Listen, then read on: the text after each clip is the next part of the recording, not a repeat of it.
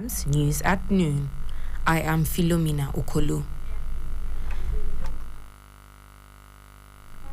Nigeria's President Muhammadu Buhari is attending the investiture ceremony of Mahamat Idris Deby Itno as president of the transitional team in the Republic of Chad for 2 years.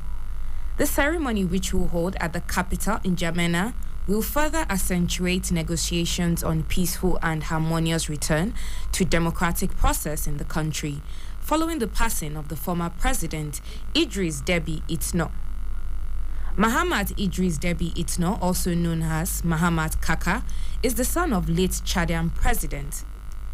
Idris Deby Itno died on April 20, 2021 of gunshot injuries on the front line while commanding his army against rebels from the Front for Change and Concord in Chad during the Northern Chad offensive.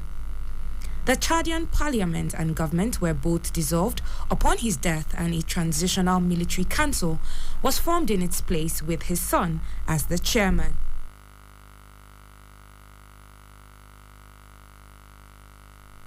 In 2021 presidential election, Deby won his 6th term as president when results were announced on April 19, 2021. Deby, 68, spent more than 3 decades in power and was one of Africa's longest-serving leaders. Meanwhile, President Muhammadu Buhari has budgeted a sum of 1.55 trillion for the military in the 2023 budget. A breakdown of the appropriations shows 917 billion will be expended on personnel cost, 78 billion on overhead cost, while the sum of 297 billion will be spent on capital projects. For the Ministry of Defense, the sum of over 21 billion naira is allocated, with 6 billion naira earmarked for personnel cost, 1.54 billion allocated for overhead, and 11 billion naira allocated for capital expenditure. The Defense Headquarters is allocated 80 billion naira, with 15 billion naira earmarked for personnel costs.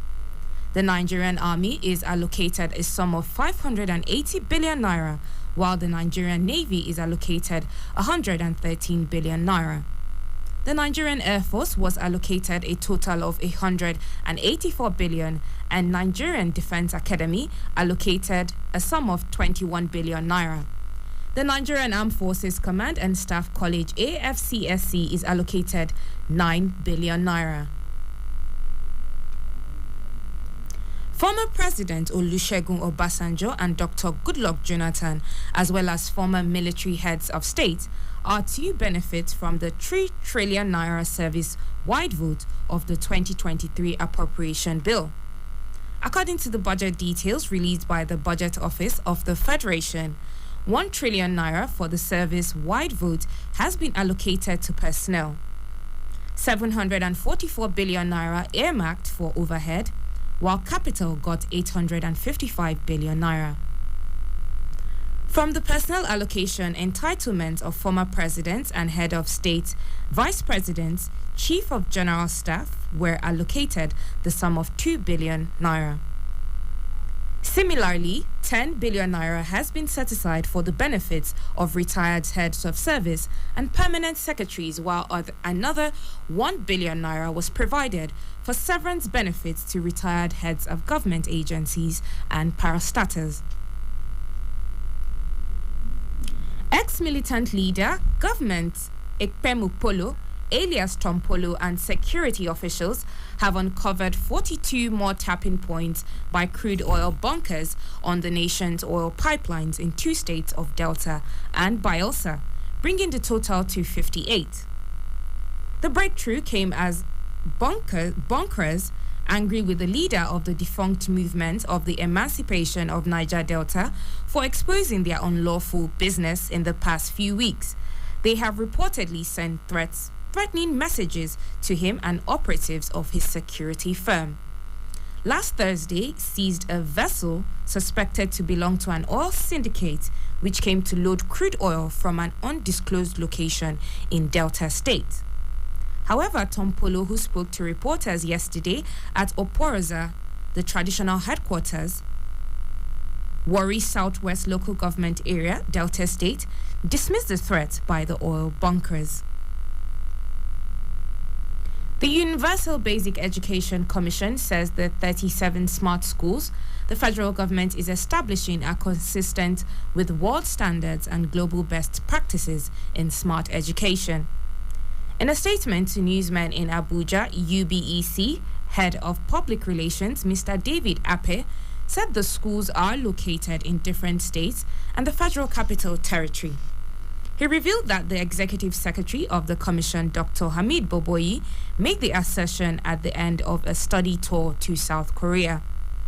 UBEC stated that one-week study tour, which included some SUBEB chairmen and top officials from the Commission, Federal Ministry of Education, Federal Ministry of Finance, Budget and National Planning, and the National Teachers Institute, took place from September 20 to 26 and was organized by the Korea International Cooperation Agency.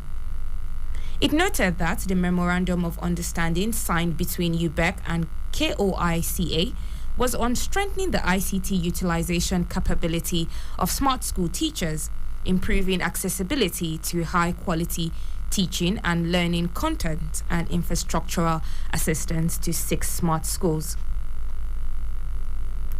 Now on to the foreign scene. The United Nations has urged authorities in Libya to order a swift, independent and transparent investigation into the killing of 15 migrants near the coastal city of Sabratha.